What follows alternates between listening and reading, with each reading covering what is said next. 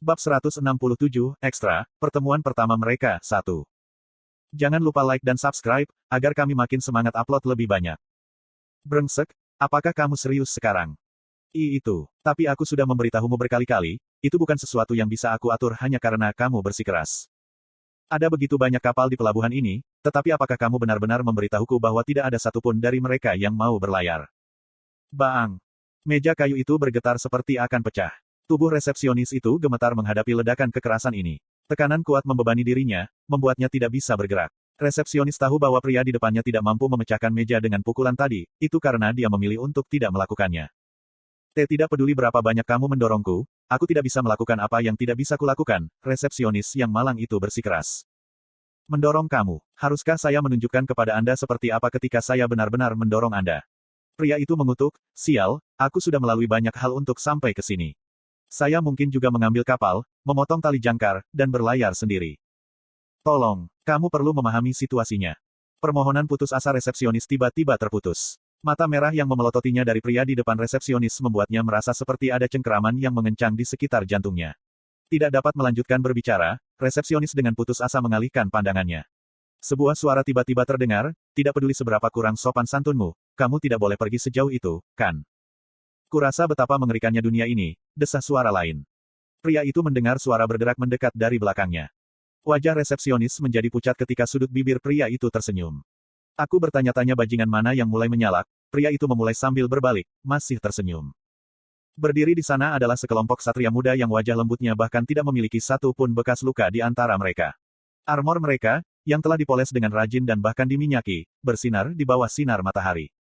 Tapi ternyata bukannya sepasang jalang, itu hanya sepasang anak anjing yang lucu, pria itu menyelesaikannya dengan tawa mengejek. Apa yang baru saja Anda katakan? Menghadapi ejekan vulgar ini, ekspresi para ksatria menjadi gelap. Lambang ordok ksatria mereka yang terukir di pelat dada mereka menyatakan bahwa mereka adalah anggota ksatria sayap perak dari Turas. Setelah melihat sigil mereka, pria itu tertawa sekali lagi. Hanya dengan melihatmu, aku tahu bahwa kalian hanyalah sepasang bajingan yang baru saja lulus dari masa magang mereka, jadi apakah kalian benar-benar seharusnya berada di sini, melakukan ini? Bos Anda baru saja memotong kakinya beberapa hari yang lalu, pria itu mengingatkan mereka. Bagaimana apanya? Seorang kesatria bergumam.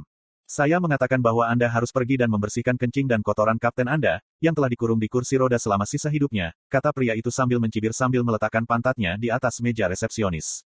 Meja. Dalam pertempuran beberapa hari yang lalu, seluruh gedung serikat tentara bayaran telah hancur berkeping-keping, jadi meja resepsionis sementara harus didirikan di pinggir jalan untuk menangani laporan misi apapun. Berkat itulah insiden seperti ini terjadi. Salah satu kesatria tergagap dengan marah, bajingan tentara bayaran sepertimu berani bertindak gila.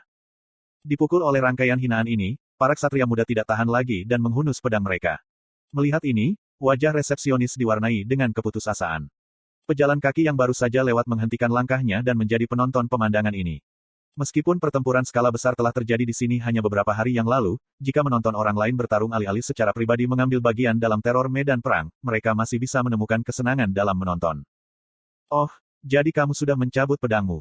Apa berikutnya? Apakah Anda akan melempar sapu tangan? Atau mungkin sarung tangan? Pria itu mencibir dan melambaikan tangannya dengan acuh tak acuh. Kemudian dia meraih hidungnya dan, dengan seringai bengkok, berkata, hendus hirup. Mulutmu masih berbau ASI. Apakah kalian benar-benar berpikir begitulah seharusnya kalian memegang pedang? Hah?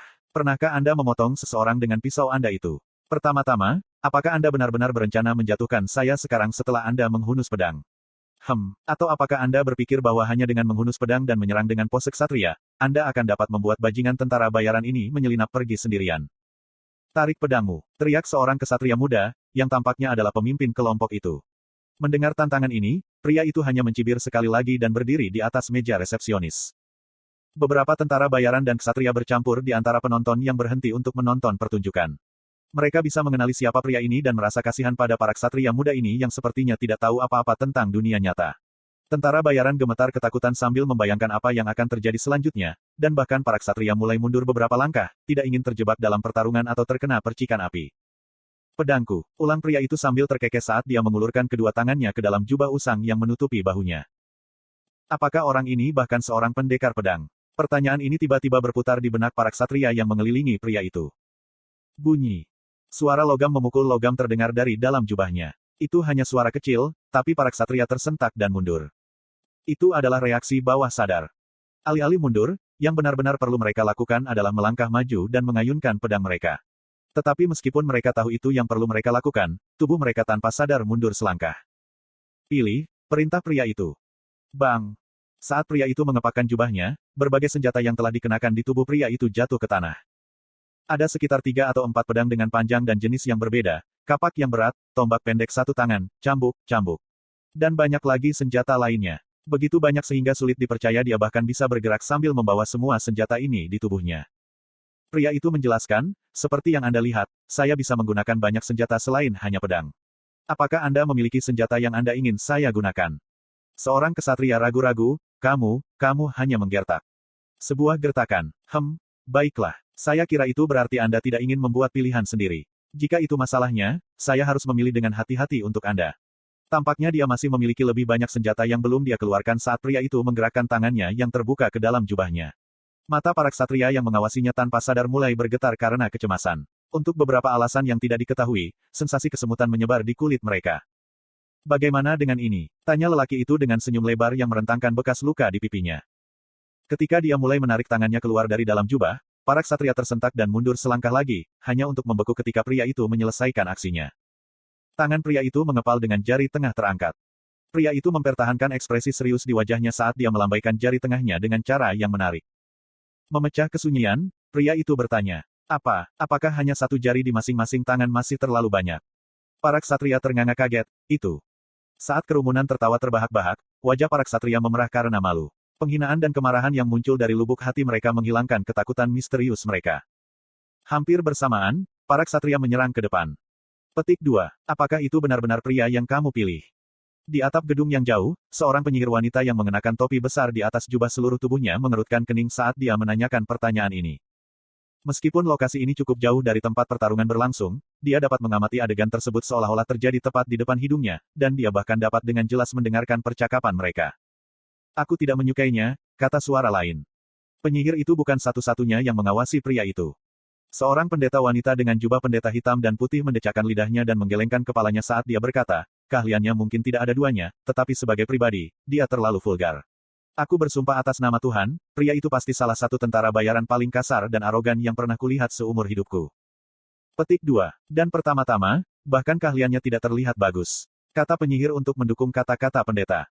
Kemudian, prajurit raksasa, yang telah memanjat di atas pagar atap dan menghalangi angin sepoi-sepoi agar tidak mengenai rombongan lainnya, menggelengkan kepalanya dan berkata, tidak, keterampilan pria itu tidak boleh diambil. Enteng. Petik 2. Dan kenapa kamu berdiri di sana? Tanya penyihir itu. Cara dia bergerak membuat tubuhku bersemangat dan menghangatkan darahku. Jiwa saya sebagai seorang pejuang berteriak bahwa ia ingin bersaing dengan pria itu, jelas sang pejuang. Hentikan omong kosongmu dan turunlah dari sana. Apakah Anda tidak merasa kasihan dengan pagar yang harus membawa beban besar Anda? Tanya pendeta saat dia memutar matanya dan menatap belati ke punggung prajurit itu. Konten iklan. Tapi bukannya menjawab, prajurit itu hanya menganggukkan kepalanya dan bergumam kagum. Apa yang membuat keahliannya begitu mengesankan? Saya pikir saya sudah mendapatkannya. Meskipun dia mengatakan ini, penyihir itu pasti tidak mengerti apa yang dimaksud prajurit itu dengan ini. Tentara bayaran itu memang tampak cukup kuat, tetapi hanya dengan tingkat kekuatan itu, penyihir itu tidak dapat melihat apa yang membuat keterampilan pria itu begitu luar biasa. Itu masih belum cukup, pendeta itu angkat bicara. Dia mencondongkan tubuh ke depan, menyandarkan tubuhnya ke pagar, dan membuka botol kecil berisi air suci yang tergantung di pinggangnya sambil melanjutkan, Tuan Vermont, saya tidak tahu mengapa Anda ingin menerima tentara bayaran itu sebagai salah satu dari Anda. Teman. Vermont Leonhardt berdiri beberapa langkah di belakang rombongan lainnya. Dengan rambut abu-abunya, yang bukan hitam atau putih, dan mata emas, yang berbinar-binar seperti dipintal dari emas, wajahnya begitu cantik hingga sulit dipercaya bahwa itu milik seorang pria, tetapi pada saat yang sama. Dia tidak terlihat rapuh. Aku yakin dia sudah sempurna untuk parti kita, kata Vermont dengan percaya diri.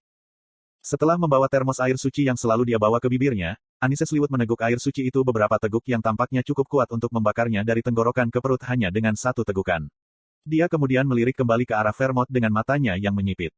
Molon saja sudah cukup untuk menjadi garda depan kita. Sir Vermont, apa yang Anda harapkan dari tentara bayaran itu? Menurut Anda, apa yang dapat dilakukan tentara bayaran itu untuk kami yang membuat Anda begitu bersikeras untuk menerimanya sebagai anggota partai kami? Anis bertanya tajam.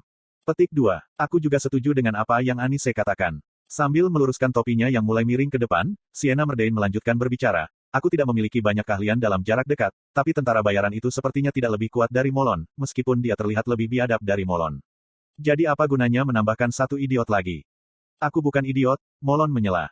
Jika tentara bayaran itu tidak sebaik menjaga front kita seperti Molon, apa yang seharusnya dia lakukan? Mendekati. Karena kami memilikimu, Vermont, apakah kami benar-benar membutuhkan petarung jarak dekat lainnya? Atau, mungkinkah, tidak seperti penampilannya, tentara bayaran itu juga seorang ulama yang taat? Sienna bertanya dengan dengusan ragu saat dia mengulurkan tangannya ke botol air suci yang telah Anise letakkan di pagar. Jika dia adalah seorang pendeta dengan keyakinan lebih dari pecandu air suci kita di sini, dan yang dapat melakukan keajaiban yang lebih kuat, maka... Hehe, tidak apa-apa untuk menerima hai. Anise memotongnya, tidak mungkin itu terjadi, kan? Tamparan. Tangan Anise dengan keras menamparkan punggung tangan Sienna saat dia menyatakan, aku adalah orang suci cahaya. Tidak ada pendeta di dunia ini yang keyakinannya bahkan sedikit mirip denganku. Itulah mengapa saya yang dipilih untuk menemani Sir Vermont dalam perjalanan ini. Tidak bisakah kamu memberiku satu teguk saja? Sienna memohon. Tidak mungkin, Anise menolak dengan tegas. Bahu Sienna terkulai karena penolakan tegas ini. Dia bukan seseorang yang bisa kau pandang rendah, desak Molon Ruher saat dia turun dari pagar. Serangan dan gerakan pria itu mungkin tampak kasar, tapi setiap tindakan mengalir sehalus dan sefleksibel air yang mengalir. Semua sudut keterampilan bela dirinya telah dipoles sedemikian rupa sehingga orang biasa bahkan tidak dapat membayangkannya. Dan bukan hanya itu. Apa maksudmu? Bukan hanya itu. Sienna mengulangi dengan rasa ingin tahu. Saya tidak bisa menjelaskannya dengan tepat, tapi semacam temperamen unik bercampur dengan keterampilan orang itu, klaim Molon dengan percaya diri. Molon, kamu, kebetulan, apakah Vermont meminta bantuanmu sebelumnya? Apakah Vermont memintamu untuk mendukungnya sedikit? Tanya Sienna curiga. Vermont tidak memintaku melakukan hal seperti itu, bantah Molon. Tentu saja, dia tahu itu akan terjadi. Sienna cemberut bibirnya saat dia melirik kembali ke Vermont. Hanya saja ini adalah pertama kalinya Vermont menunjukkan sikap keras kepala yang membingungkan. Dalam perjalanan ke sini, mereka telah melihat beberapa calon pahlawan, dan di antara mereka, ada juga beberapa yang terinspirasi oleh prestasi Vermont dan meminta untuk diterima sebagai pendamping. Tapi kenapa dia mencoba mengundang seseorang yang hanya tentara bayaran kecil untuk menjadi teman kita? Sienna berpikir sendiri dengan frustrasi. Dia harus mengakui bahwa tentara bayaran ini juga merupakan sosok terkenal di antara tentara bayaran lainnya. Seorang tentara bayaran muda yang mampu menggunakan semua jenis senjata dengan terampil dan kembali hidup-hidup bahkan dari medan perang yang paling keras sekalipun. Hantu dari medan perang yang bukan bagian dari perusahaan tentara bayaran manapun, yang tidak memimpin bawahan manapun, dan alih-alih mengejar bayaran tertinggi, dia mengembara semata-mata untuk mencari medan perang yang penuh dengan binatang iblis. Tentara bayaran itu adalah Hamel Dinas. Ini pertama kalinya aku membuat permintaan seperti itu, Vermont akhirnya angkat bicara. Dia melangkah lebih dekat ke pagar dan melanjutkan, tapi mulai sekarang, saya tidak akan membuat permintaan serupa dari Anda. Tuan Vermont, Anise memanggil dengan ragu. Adas manis, jawab Vermont. Kamu bertanya padaku apa yang bisa dilakukan tentara bayaran itu untuk kita dan apa sebenarnya yang aku harapkan darinya, kan? Di bawah sana, pertarungan sudah berakhir. Ketujuh ksatria yang mengepung Hamel mengalami salah satu anggota tubuh mereka patah dan sekarang tergeletak di tanah. Hamel sedang mengumpulkan pedang yang dijatuhkan para ksatria dan memeriksanya. Meskipun dia mencuri senjata mereka secara terang-terangan, tidak ada penonton yang berusaha menghentikannya. Aku juga tidak yakin apa yang bisa dia lakukan, aku Vermont. Namun, dia pasti memiliki sesuatu yang aku inginkan. Hah, Anis mendengus. Aku ingin dia bertarung bersama kita, kata Vermont dengan senyum tipis. Mata Anise melebar menjadi lingkaran karena senyuman ini. Anise bukan satu-satunya yang menunjukkan ekspresi terkejut seperti itu. Bahkan Sienna, yang diam-diam merayap mendekati botol air suci Anise, membeku di tengah aksi, dan Molon, yang telah bepergian dengan Vermont untuk waktu yang lama, merasakan rahangnya jatuh. Saat ini, skillnya mungkin tidak cukup bisa diandalkan. Namun, dia akan dapat mengejar kita dengan sangat cepat, janji Vermont. Tidak cukup hanya mengejar kita. Vermont, kamu juga tahu itu, kan? Kita akan segera pergi ke Helmut, dan dari sana, kita akan membunuh Raja Iblis, bantah Sienna setelah dia tenang dari keterkejutannya dan mengulurkan jari untuk menunjuk Hamel. Orang itu yang secara terang-terangan melumpuhkan sekelompok satria muda dan mencuri pedang mereka. Tidak mungkin dia bisa bertarung bersama kita. Vermont memotongnya, dia akan bertarung, dan dia akan bisa berdiri di sisi kita dalam waktu singkat. Tuan Vermont, apakah Anda menerima? Oracle, Anise bertanya dengan suara gemetar. Mendengar ini, Vermont hanya menggelengkan kepalanya perlahan dan menjawab, itu bukan prediksi. Itu hanya desakanku yang keras kepala. Saya bermaksud menjadikannya teman saya, jadi saya melakukan apa yang saya bisa untuk mencoba dan meyakinkan Anda. Ark, Sienna tiba-tiba mengerang dan menggelengkan kepalanya saat dia merasakan dadanya mengerut kesal karena pengakuan Vermont yang terus terang. Terus, apakah kita hanya akan berdiri di sini mengawasinya? Jika kau ingin menjadikannya teman kita, bukankah sebaiknya kita pergi ke sana dan berbicara dengannya? Ayo pergi dan menyapa, berjabat tangan, dan menguji kekuatan kita satu sama lain, usul Molon. Kalau begitu mari kita angkat gelas untuk musuh kita yang tumbang. Jika kita melakukan itu, kita pasti akan menjadi teman.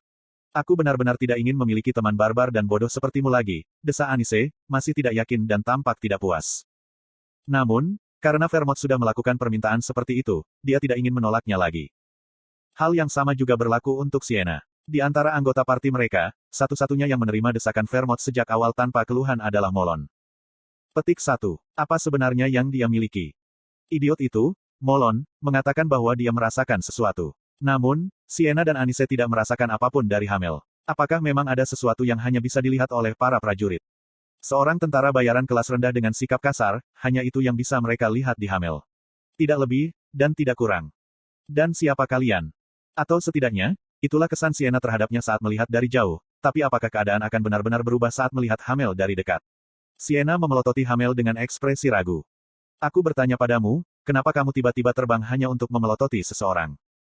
Bukankah dia terlalu nakal dengan orang yang dia temui untuk pertama kali? Mata Sienna berkedut kesal saat dia terus memelototi Hamel. Dia memiliki bekas luka besar di pipi kirinya. Selain itu, ada beberapa bekas luka kecil lainnya di wajahnya. Matanya yang terbalik cukup bermusuhan sehingga Anda bisa tahu dia memiliki kepribadian yang kotor hanya dari pandangan sekilas. Hamel dinas, kata Vermont saat dia yang pertama melayang turun dari langit dan mendarat di depan Hamel. Sambil menekan rambutnya yang abu-abu dan berangin dengan satu tangan, dia mendekati Hamel dan bertanya, apakah kamu sudah makan? Wajah Hamel dan semua orang menjadi kosong karena terkejut atas pertanyaan Vermont yang tiba-tiba. Apa? Hamel hanya mendengus. Sepertinya kamu belum makan, jadi kenapa tidak makan bersama kami, kata Vermont sambil berputar di tempat.